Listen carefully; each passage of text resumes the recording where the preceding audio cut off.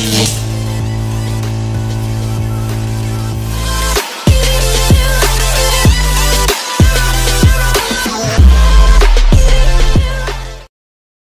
few moments later. Halo semuanya, perkenalkan nama saya Muhammad Gilang Pangestu dengan NIM B1B1238081 dari program studi ilmu pemerintahan Fakultas Hukum Universitas Jambi. Pada video ini, saya akan membahas terkait konflik agraria di Pulau Rempang atau yang dikenal sebagai proyek Rempang Eco City. Kasus ini menjadi salah satu contoh nyata bagaimana kebijakan pembangunan dapat menimbulkan ketegangan sosial ketika tidak memperhatikan hak-hak masyarakat lokal. Sebelum memasuki pembahasan, terlebih dahulu saya akan menjelaskan sedikit terkait latar belakang terjadinya masalah yang ada di Pulau Rempang tersebut.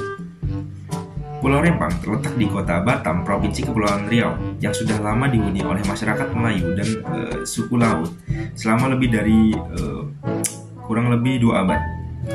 Pada tahun 2003, pemerintah melalui BP Batam menggandeng PT Makmur Elok Graha untuk membangun proyek Rempang Eco City, yaitu kawasan industri, pariwisata, dan permukiman modern.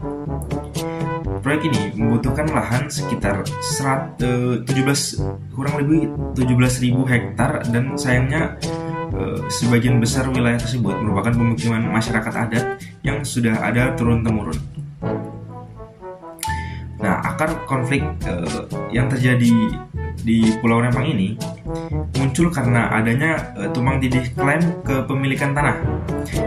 Pemerintah menganggap lahan di Rempang merupakan tanah negara yang dikelola oleh BP Batam. Sementara masyarakat lokal menegaskan bahwa lahan itu adalah tanah adat atau ulayat yang mereka tempati sejak lama. Ketegangan meningkat pada September tahun 2023 ketika aparat berusaha melakukan pengukuran lahan sehingga terjadi bentrok antara warga dan petugas. Banyak pihak menilai bahwa proyek yang dijalankan tanpa memperhatikan proses free, prior, and informed consent, yaitu hak masyarakat adat untuk menyetujui atau menolak proyek di wilayahnya berdasarkan informasi yang dijelaskan atau informasi yang jelas. Melihat dari respon pemerintah dan pemerintah sekarang menanggapi dari situasi yang terjadi sekarang ini, Presiden Jokowi meminta agar penyelesaian dilakukan secara kekeluargaan dan melalui dialog dengan masyarakat. Pemerintah kemudian menyiapkan relokasi dan kompensasi bagi warga yang terdampak. Namun perkembangan terbaru dari berita yang saya baca menunjukkan bahwa berdasarkan peraturan Presiden nomor 12 tahun 2025 tentang RPJMN pada tahun RPJMN tahun 2025 sampai 2029 yang ditetapkan pada 10 Februari tahun 2025, proyek Rempang Eco City tidak lagi masuk dalam daftar proyek strategis nasional. Artinya proyek ini sekarang berada dalam tahap evaluasi dan peninjauan ulang agar tidak menimbulkan konflik baru. Dari sudut pandang ilmu pemerintahan, kasus Rempang menggambarkan dilema antara kepentingan pembangunan ekonomi nasional dan perlindungan hak-hak masyarakat adat.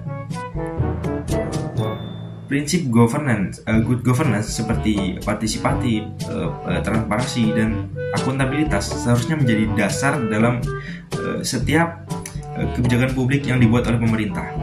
Ketika masyarakat tidak dilibatkan sejak awal, maka kebijakan yang baik di atas kertas bisa berubah menjadi konflik sosial di lapangan, seperti yang terjadi di Pulau Rempang saat ini. Nah, sebagai mahasiswa ilmu pemerintahan, kita harus dapat belajar bahwa pembangunan harus berorientasi pada kebijakan sosial dan berkelanjutan. Bukan hanya sebagai pertumbuhan ekonomi semata. Kasus Rempang yang terjadi di Pulau Batam ini menunjukkan pentingnya pengakuan terhadap hak masyarakat adat dalam setiap proses pembangunan. Dengan tata kelola yang partisipatif dan menghargai nilai lokal, Indonesia dapat membangun tanpa mengorbankan keadilan bagi rakyatnya. Mungkin itu saja yang dapat saya sampaikan. Saya Muhammad Galang Pangestu. Terima kasih.